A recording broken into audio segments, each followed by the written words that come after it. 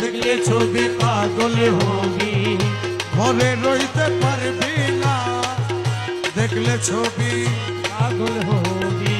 মোহনমু রতি বাবার আজাদাই কাছে জন্মের পরে হইয়াছে উদ্ধার, তেদের কাছে জন্মের পরে হইয়াছে উদ্ধার।